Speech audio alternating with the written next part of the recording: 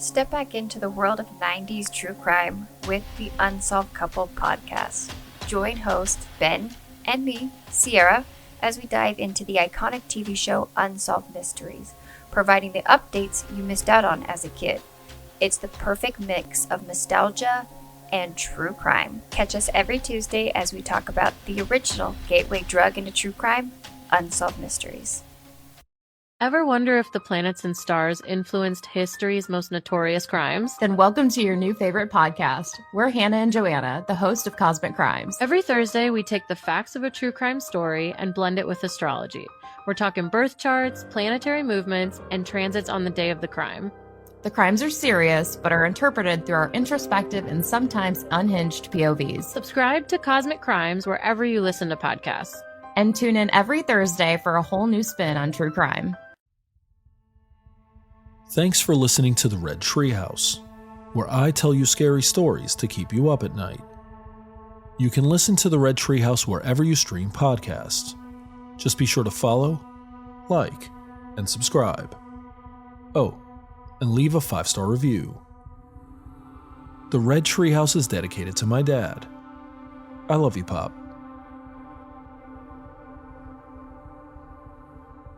First published in 1902, Luella Miller by Mary Eleanor Wilkins Freeman is an eerie vampire story about a beautiful young woman who, instead of sucking her victim's blood, slowly drains their life force. A terrific story that explores themes of obsession and the dark side of serving others. Luella Miller is one story that you may be wrestling with long after you stop reading, or in this case, listening. So sit back, turn down the lights, pull up the covers, and pay close attention as I read Luella Miller by Mary Eleanor Wilkins Freeman. I'm your host, Will. Welcome to the Red Treehouse.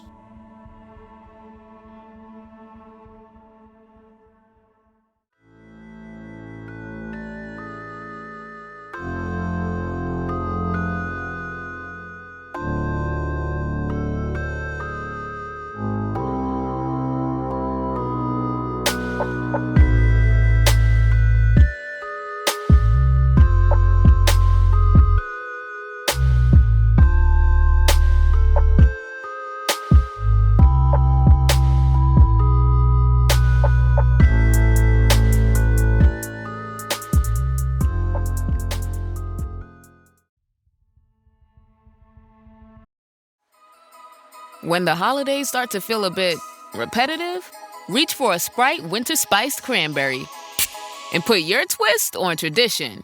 A bold cranberry and winter spice flavor fusion, Sprite Winter Spiced Cranberry is a refreshing way to shake things up this sipping season. And only for a limited time. Sprite, obey your thirst. Luella Miller by Mary Eleanor Wilkins Freeman. Close to the village street stood the one-story house in which Luella Miller, who had an evil name in the village, had dwelt. She had been dead for years, yet there were those in the village who, in spite of the clearer light which comes on a vantage point from a long past danger, half believed in the tale which they had heard from their childhood. In their hearts, although they scarcely would have owned it, was a survival of the wild horror and frenzied fear of their ancestors who had dwelt in the same age with Luella Miller. Young people even would stare with a shudder at the old house as they passed, and children never played around it as was their wont around an untenanted building. Not a window in the old Miller house was broken. The panes reflected the morning sunlight in patches of emerald and blue, and the latch of the sagging front door was never lifted, although no bolt secured it, since Luella Miller had been carried out of it. The house had had no tenant except one friendless old soul who had no choice between that and the far-off shelter of the open sky. This old woman, who had survived her kindred and friends, lived in the house 1 week. Then one morning, no smoke came out of the chimney, and a body of neighbors, a score strong, entered and found her dead in her bed.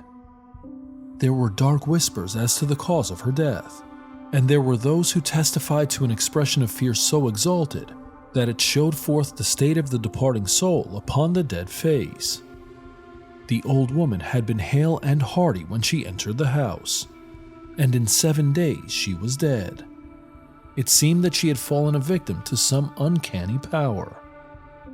The minister talked in the pulpit with covert severity against the sin of superstition. Still, the belief prevailed. Not a soul in the village but would have chosen the almshouse rather than that dwelling. No vagrant, if he heard the tale, would seek shelter beneath that old roof, unhallowed by nearly a half a century of superstitious fear. There was only one person in the village who had actually known Luella Miller. That person was a woman well over 80, but a marvel of vitality and unextinct youth. Straight as an arrow, with the spring of one recently let loose from the bow of life, she moved about the streets, and she always went to church, rain or shine. She had never married, and had lived alone for years in a house across the road from Luella Miller's. This woman had none of the garrulousness of age, but never in all her life had she ever held her tongue for any will save her own, and she never spared the truth when she essayed to present it. She it was who bore testimony to the life, evil, though possibly wittingly or undeservedly so, of Luella Miller, and to her personal appearance. When this old woman spoke, and she had the gift of description, although her thoughts were clothed in the rude vernacular of her native village, one could seem to see Luella Miller as she had really looked. According to this woman, Lydia Anderson by name, Luella Miller had been a beauty of a type rather unusual in New England. She had been a slight, pliant sort of creature, as ready with a strong yielding to fate and as unbreakable as a willow. She had glimmering lengths of straight, fair hair, which she wore softly looped around a long, lovely face. She had blue eyes full of soft pleading, little slender clinging hands, and a wonderful grace of motion and attitude. Luella Miller used to sit in a way nobody else could if they sat up and studied a week of Sundays, said Lydia Anderson, and it was a sight to see her walk. If one of them willows over there on the edge of the brook could start up and get its roots free of the ground and move off, it would go just the way Luella Miller used to. She had a green shot silk she used to wear too, and a hat with green ribbon streamers, and a lace veil blowing across her face and out sideways, and a green ribbon flying from her waist. That was what she came out bride in when she married Erastus Miller. Her name before she was married was Hill. There was always a sight of eyes in her name, married or single. Erastus Miller was good-looking too, better looking than Luella.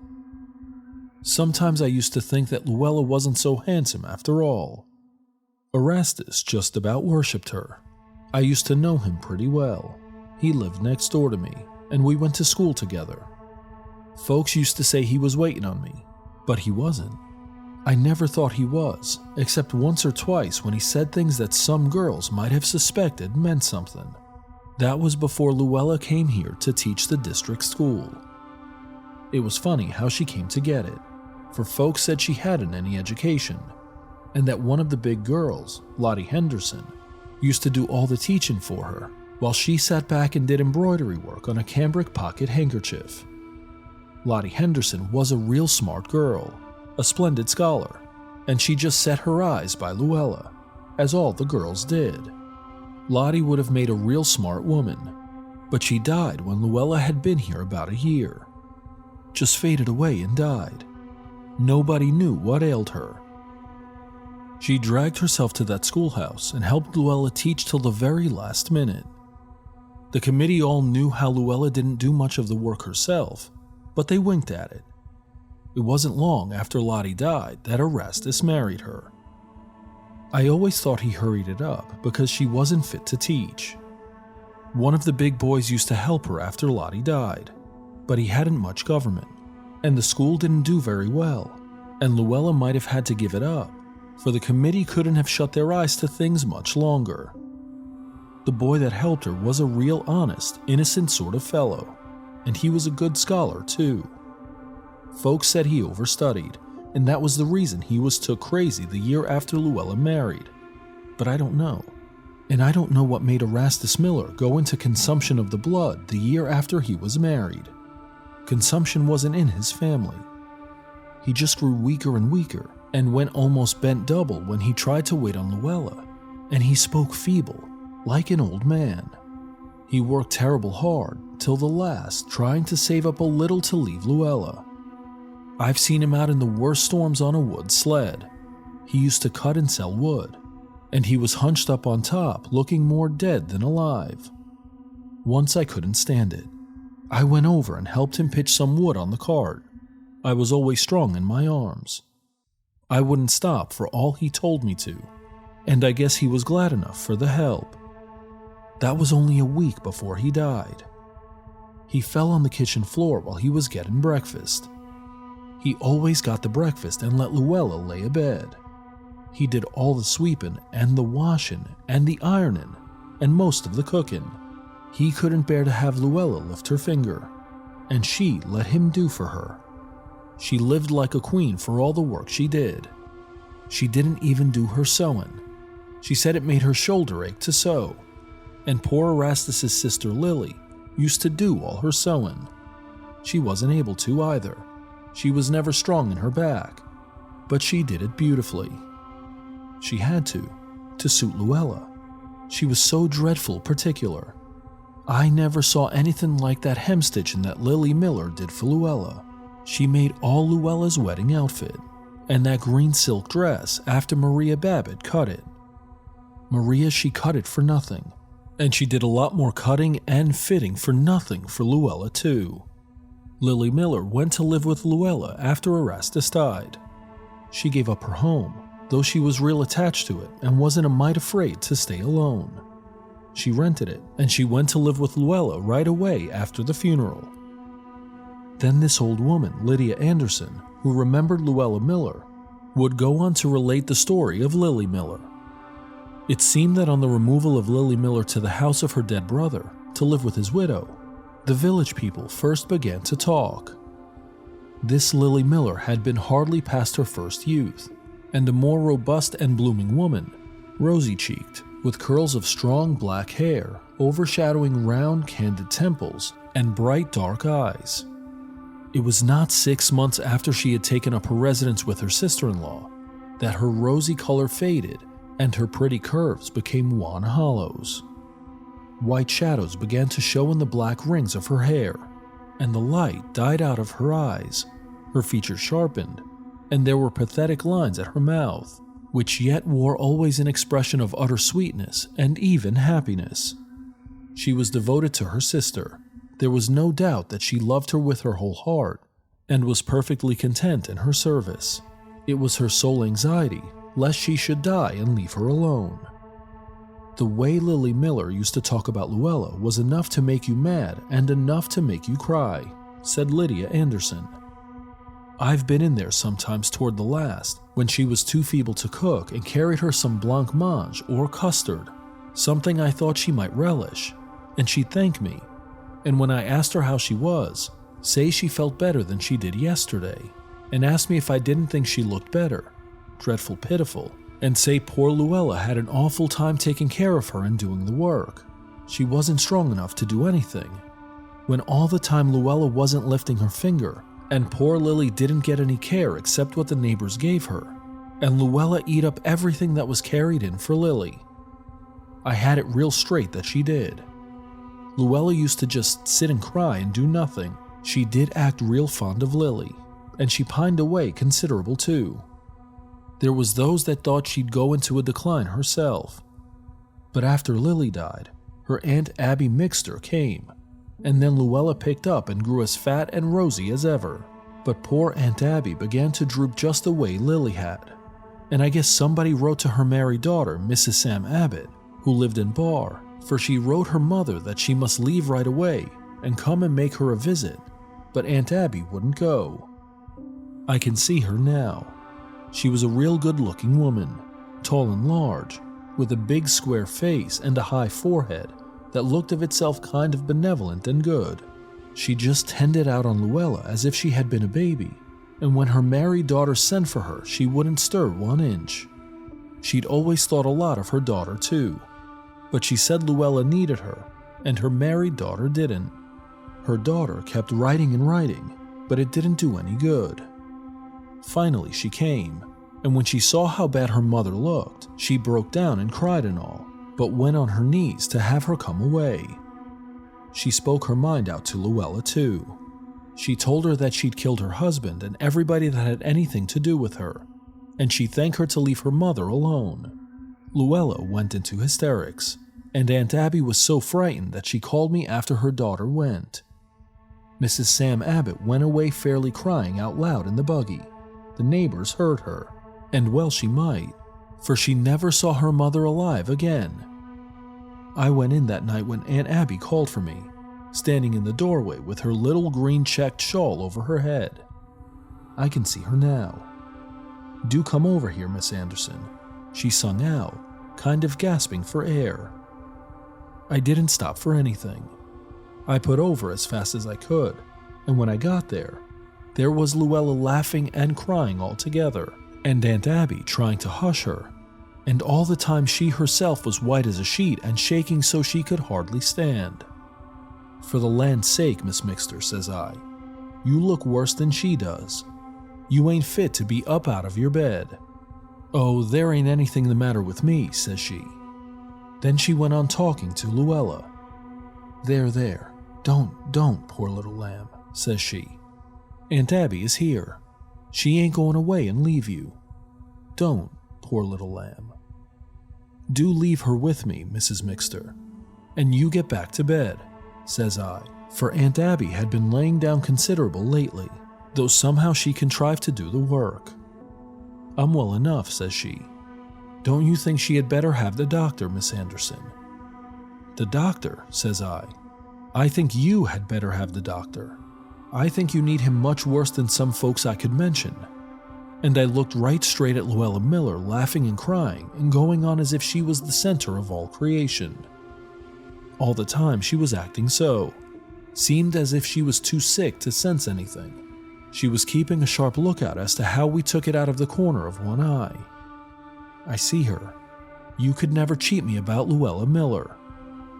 Finally, I got real mad and I run home and I got a bottle of valerian I had, and I poured some boiling hot water on a handful of catnip, and I mixed up that catnip tea with most half a wine glass of valerian, and I went with it over to Luella's. I marched right up to Luella, holding out of that cup, all smoking. "Now," says I, "Luella Miller, you swallow this." "What is it?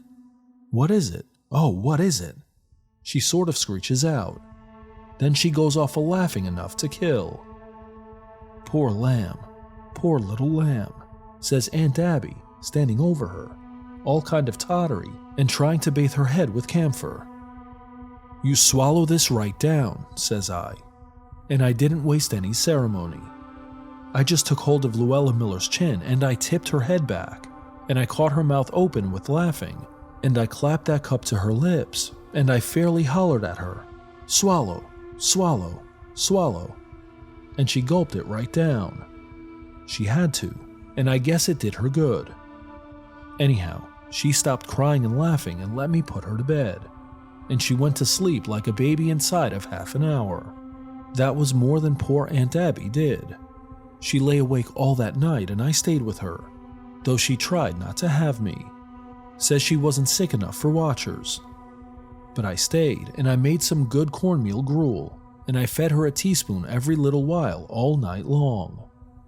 It seemed to me as if she was just dying from being all worn out. In the morning, as soon as it was light, I run over to the Bisbees and sent John Bisbee for the doctor. I told him to tell the doctor to hurry, and he come pretty quick. Poor Aunt Abby didn't seem to know much of anything when he got here. You couldn't hardly tell she breathed, she was so used up. When the doctor had gone, Luella came into the room looking like a baby in her ruffled nightgown. I can see her now. Her eyes were as blue and her face all pink and white like a blossom, and she looked at Aunt Abby in the bed sort of innocent and surprised. "Why," says she, "Aunt Abby ain't got up yet." "No, she ain't," says I, pretty short. "I thought I didn't smell the coffee," says Luella. "Coffee," says I. I guess if you have coffee this morning, you'll make it yourself." "I never made the coffee in all my life," says she, dreadful astonished. "Erastus always made the coffee as long as he lived. And then Lily, she made it. And then Aunt Abby made it. I don't believe I can make the coffee, Miss Anderson." "You can make it or go without, just as you please," says I. "Ain't Aunt Abby going to get up?" says she. "I guess she won't get up," says I, sick as she is. I was getting madder and madder. There was something about that little pink and white thing standing there and talking about coffee, when she had killed so many better folks than she was, and had just killed another, that made me feel most as if I wished somebody would up and kill her before she had a chance to do any more harm. "Is Aunt Abby sick?" says Luella, as if she was sort of aggrieved and injured. "Yes," says I. "She's sick and she's going to die. And then you'll be left all alone, and you'll have to do for yourself and wait on yourself, or do without things." I don't know, but I was sort of hard, but it was the truth, and if I was any harder than Luella Miller had been, I'll give up. I ain't never been sorry that I said it. Well, Luella, she up and had hysterics again at that, and I just let her have 'em. All I did was to bundle her into the room on the other side of the entry where Aunt Abby couldn't hear her. If she wasn't past it, I don't know, but she was, and set her down hard in a chair and told her not to come back into the other room. And she minded. She had her hysterics in there till she got tired. When she found out that nobody was coming to coddle her and do for her, she stopped. At least I suppose she did. I had all I could do with poor Aunt Abby trying to keep the breath of life in her. The doctor had told me that she was dreadful low, and gave me some very strong medicine to give her in drops real often, and told me real particular about the nourishment. Well, I did as he told me real faithful till she wasn't able to swallow any longer. Then I had her daughter sent for. I had begun to realize that she wouldn't last any time at all. I hadn't realized it before, though I spoke to Luella the way I did. The doctor, he came, and Mrs. Sam Abbott, but when she got there it was too late. Her mother was dead. Aunt Abby's daughter just gave one look at her mother laying there. Then she turned sort of sharp and sudden and looked at me. "Where is she?" says she, and I knew she meant Luella. "She's out in the kitchen," says I. "She's too nervous to see folks die. She's afraid it will make her sick." The doctor, he speaks up then. He was a young man. Old Dr. Park had died the year before, and this was a young fellow just out of college. "Mrs. Miller is not strong," says he, kind of severe, "and she is quite right in not agitating herself. You are another young man. She's got her pretty claw on you," thinks I, but I didn't say anything to him. I just said over to Mrs. Sam Abbott that Luella was in the kitchen, and Mrs. Sam Abbott, she went out there, and I went too, and I never heard anything like the way she talked to Luella Miller. I felt pretty hard to Luella myself, but this was more than I ever would have dared to say. Luella, she was too scared to go into hysterics. She just flopped. She seemed to just shrink away to nothing in that kitchen chair, with Mrs. Sam Abbott standing over her and talking and telling her the truth. I guess the truth was most too much for her, and no mistake, because Luella presently actually did faint away. And there wasn't any sham about it, the way I always suspected there was about them hysterics. She fainted dead away, and we had to lay her flat on the floor, and the doctor, he came running out, and he said something about a weak heart, dreadful fears to Mrs. Sam Abbott, but she wasn't a mite scared. She faced him just as white as even Luella was laying there looking like death, and the doctor feeling of her pulse. "Weak heart," says she. "Weak heart. Weak fiddlesticks. There ain't nothing weak about that woman. She's got strength enough to hang on to other folks till she kills 'em. Weak? It was my poor mother that was weak. This woman killed her as sure as if she had taken a knife to her." But the doctor, he didn't pay much attention.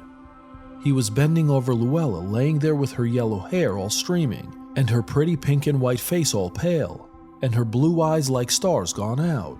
and he was holding onto her hand and smoothing her forehead and telling me to get the brandy in Aunt Abby's room.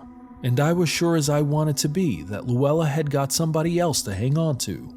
Now Aunt Abby was gone, and I thought of poor Erastus Miller, and I sort of pitied the poor young doctor, led away by a pretty face, and I made up my mind I'd see what I could do. I waited till Aunt Abby had been dead and buried about a month, and the doctor was going to see Luella steady, and folks were beginning to talk. Then one evening, when I knew the doctor had been called out of town and wouldn't be around, I went over to Luella's. I found her all dressed up in a blue muslin with white polka dots on it, and her hair curled just as pretty, and there wasn't a young girl in the place could compare with her. There was something about Luella Miller seemed to draw the heart right out of you, but she didn't draw it out of me. She was sitting rocking in the chair by her sitting room window, and Maria Brown had gone home. Maria Brown had been in it to help her, or rather to do the work, for Luella wasn't helped when she didn't do anything. Maria Brown was real capable, and she didn't have any ties. She wasn't married and lived alone, so she'd offered. I couldn't see why she should do the work any more than Luella. She wasn't any too strong, but she seemed to think she could, and Luella seemed to think so too. So she went over and did all the work, washed and ironed and baked, while Luella sat and rocked. Maria didn't live long afterward.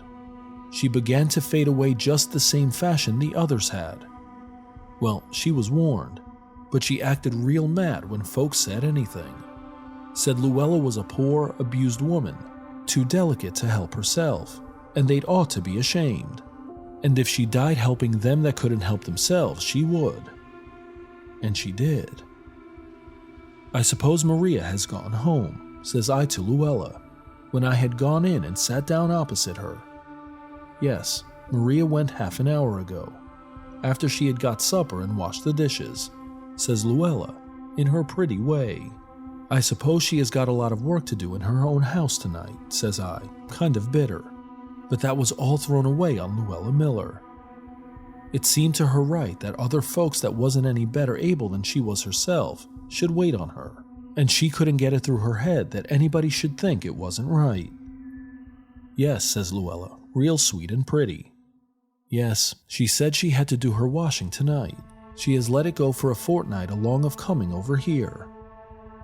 Why don't she just stay home and do her washing instead of coming over here and doing your work, when you are just as well able, and enough sight more so, than she is to do it, says I. Then Luella, she looked at me like a baby who has a rattle shook at it. She sort of laughed as innocent as you please. Oh, I can't do the work myself, Miss Anderson, says she. I never did. Maria has to do it. Then I spoke out. Has to do it, says I. Has to do it. She don't have to do it either. Maria Brown has her own home and enough to live on.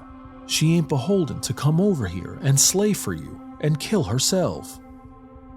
Luella, she just sat there and stared at me for all the world like a baby doll that was so abused that it was coming to life. Yes, says I, she's killing herself. She's going to die just the way Erastus did. And Lily, and your Aunt Abby, you're killing her just as you did them. I don't know what there is about you, but you seem to bring a curse, says I. You kill everybody that is fool enough to care anything about you and do for you. She stared at me and she was pretty pale. And Maria ain't the only one you're going to kill, says I. You're going to kill Dr. Malcolm before you're done with him. Then a red color came flaming all over her face. I ain't going to kill him either, says she, and she begun to cry. Yes, you be, says I. Then I spoke as I had never spoke before. You see, I felt it on account of Erastus. I told her that she hadn't any business to think of another man after she'd been married to one that had died for her. That she was a dreadful woman, and she was, that's true enough. But sometimes I have wondered lately if she knew it, if she wasn't like a baby with scissors in its hand, cutting everybody without knowing what it was doing. Luella, she kept getting paler and paler, and she never took her eyes off my face. There was something awful about the way she looked at me and never spoke one word. After a while, I quit talking and I went home. I watched that night, but her lamp went out before 9 o'clock, and when Dr. Malcolm come driving past and sort of slowed up, he saw there wasn't any light and he drove along. I saw her sort of shy out of meeting the next Sunday too, so he shouldn't go home with her, and I begun to think maybe she did have some conscience after all. It was only a week after that Maria Brown died. Sort of sudden at the last, though everybody had seen it was coming. Well, then there was a pretty good deal of feeling and pretty dark whispers. Folks said the days of witchcraft had come again, and they were pretty shy of Luella. She acted sort of offish to the doctor, and he didn't go there, and there wasn't anybody to do anything for her. I don't know how she did get along. I wouldn't go in there and offer to help her. Not because I was afraid of dying like the rest, but I thought she was just as well able to do her own work as I was to do it for her, and I thought it was about time that she did it and stopped killing other folks. But it wasn't very long before folks began to say that Luella herself was going into a decline just the way her husband, and Lily, and Aunt Abby, and the others had, and I saw myself that she looked pretty bad. I used to see her going past from the store with a bundle as if she could hardly crawl. But I remembered how Erastus used to wait in tent when he couldn't hardly put one foot before the other, and I didn't go out to help her. But at last one afternoon I saw the doctor come driving up like mad with his medicine chest, and Mrs. Babbitt came in after supper and said that Luella was real sick. I'd offered to go in and nurse her, said she, but I've got my children to consider. And maybe it ain't true what they say, but it's queer how many folks that have done for her have died. I didn't say anything, but I considered how she had been Erastus's wife and how he had set his eyes by her, and I made up my mind to go in the next morning, unless she was better, and see what I could do.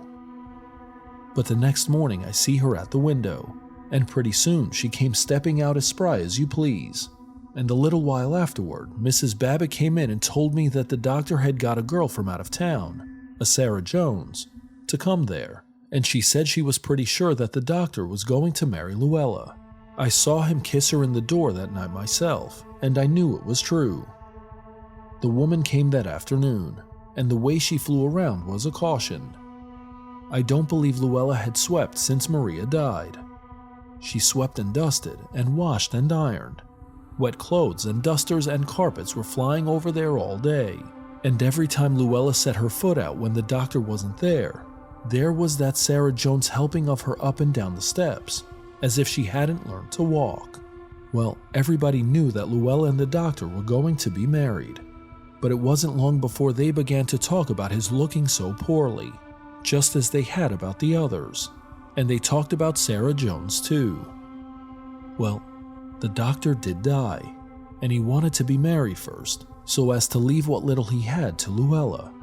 But he died before the minister could get there, and Sarah Jones died a week afterward. Well, that wound up everything for Luella Miller. Not another soul in the whole town would lift a finger for her. There got to be a sort of panic. Then she began to droop in good earnest. She used to have to go to the store herself, for Mrs. Babbitt was afraid to let Tommy go for her, and I've seen her going past and stopping every 2 or 3 steps to rest. Well, I stood it as long as I could, but one day I saw her coming with her arms full and stopping to lean against the Babbitt fence, and I ran out and took her bundles and carried them to her house. Then I went home and never spoke one word to her, though she called after me dreadful kind of pitiful. Well, that night I was taken sick with a chill, and I was sick as I wanted to be for 2 weeks. Mrs. Babbitt had seen me run out to help Luella, and she came in and told me I was going to die on account of it. I didn't know whether I was or not, but I considered I had done right by Erastus's wife. That last 2 weeks, Luella, she had a dreadful hard time, I guess. She was pretty sick, and as near as I could make out, nobody dared go near her.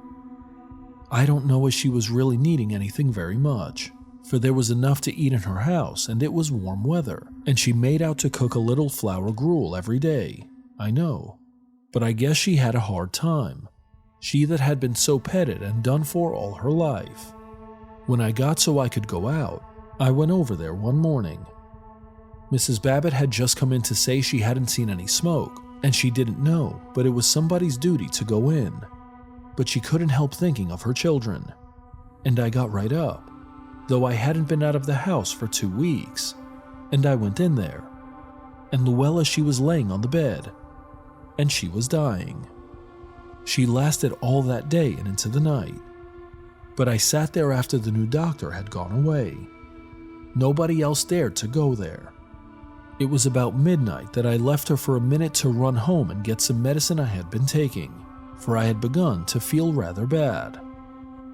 It was a full moon that night, and just as I started out of my door to cross the street back to Luella's, I stopped short, for I saw something. Lydia Anderson at this juncture always said with a certain defiance that she did not expect to be believed, and then proceeded in a hushed tone.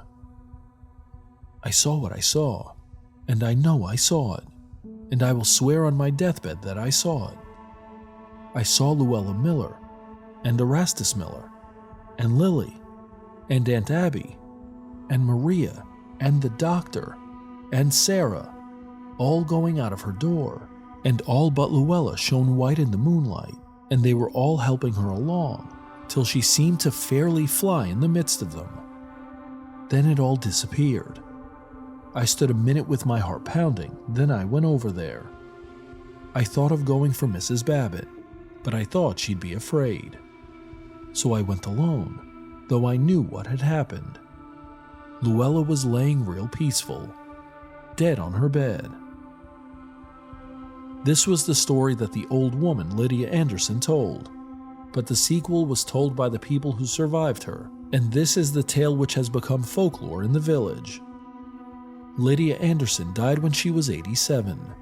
She had continued wonderfully hale and hearty for one of her years until about 2 weeks before her death.